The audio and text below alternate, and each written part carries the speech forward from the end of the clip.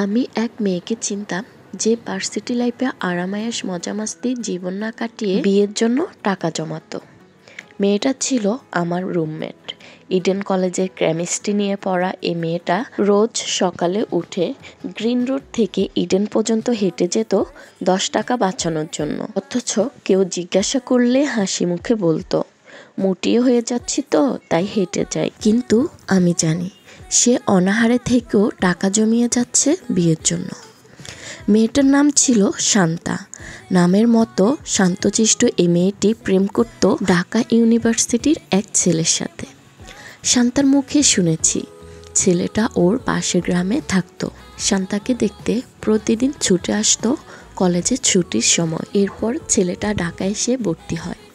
বছর 2 বাদে শান্ত আসে ইডেনে ভর্তি হয়। শান্তার ফ্যামিলির আর্থিক অবস্থা মোটামুটি ছিল। প্রতি মাসে ওকে একটা খরচ পাঠায়। ও নিজেও টিউশনি করিয়ে ভালো টাকা রোজগার করত। তবুও দিনাতিপাত করত চাপিয়ে চাপিয়ে। সপ্তাহে একদিন মাংস কিনে সেটা রান্না করে সিংহভাগই নিয়ে যেত ওই প্রেমিক পুরুষটির জন্য। কখনো কখনো নিজের জন্য এক টুকরো রাখতো না। আবার আফসোস করে বলতো, বুঝলি তোর ভাইয়া হলের মাছ মাংস খায় না, একটু সূচিবায়ু আছে তো তাই। সারা সপ্তাহে অপেক্ষা করে থাকে আমার হাতে খাবে বলে। শান্তার প্রেমিক ছেলেটি বিসিএস এর জন্য দিনরাত এক করে প্রস্তুতি নিচ্ছিল। আর শান্তা দিনরাত এক করে টাকা জমানোর চেষ্টা করে যাচ্ছিল। সারাদিন ক্লাস, টিউশন, কোচিং, এরপরে রাতে এসে খাতায় লিখত কিছু টাকা পাবার আশায়। একবার শান্তা অসুস্থ হয়ে যাওয়ায় আমি খুব বকেছিলাম। তখন ও লাজুক গলায় বলল, আমার খুব শখ বিয়ের অনেক ধুমধাম আয়োজন করে করব, যেন সবাই বলে দেখ ওই শান্তার বিয়ে হচ্ছে। এরকম বিয়ে আজকাল দেখেই যায় না। শান্তার এই পাগলামিকে হোস্টেলের সবাই উড়িয়ে দিত, কিন্তু আমার কাছে ভীষণ ভালো লাগতো। মেয়েটা নিজের শখ ইচ্ছে পূরণের জন্য কারো উপর নির্ভর করে থাকছে না, নিজের চেষ্টা করছে। আমার খুব ভালো লাগতো ওকে দেখে। আড়ম্বরহীনভাবে একদিন শান্তার বিয়ে হয়ে গেল। এক সকালে এসে আমার ঘুম ভাঙিয়ে বলল, আজ আমরা বিয়ে করেছি।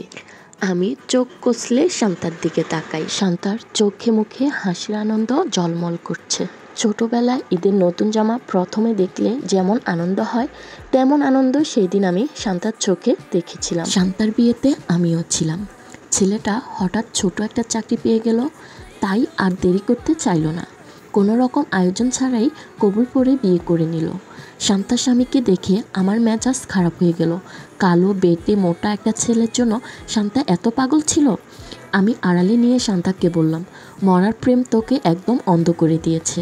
শান্তা আমার গলা জড়িয়ে কানের কাছে মুখ নিয়ে ফিসফিস করে বলছিল, এইরকম প্রেম তোর জীবনেও আসুক, তখন বুঝবি।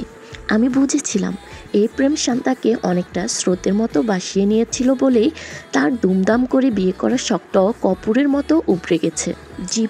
জীবনের নিয়মে চলে যায়, কিন্তু ঠিকই একদিন আমার জীবনের মরা প্রেম সত্যি এসেছিল। ছেলেটা ছিল আসিফ। ইউনিভার্সিটির রবীন্দ্র জয়ন্তীতে আমার গান শুনে গুণমুগ্ধ এই প্রেমিক রোজ বিকেলে অফিস শেষে আমাকে দেখতে আসতো। আমি তখন লাইব্রেরিতে যেতাম পড়তে। কাছের বান্ধবীটি পিস করে বলতো, দেখ রোদে পুড়ে চেহারার কি অবস্থা বানিয়েছে।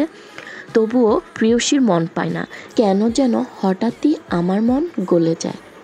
গল্পের দ্বিতীয় পর্বটি আমি অন্য কোনো ভিডিওতে দিয়ে দিব। তোমাদের গল্প শোনাতে শোনাতে আমার ক্রাফটটি তৈরি। কেমন হলো কমেন্টে জানিও।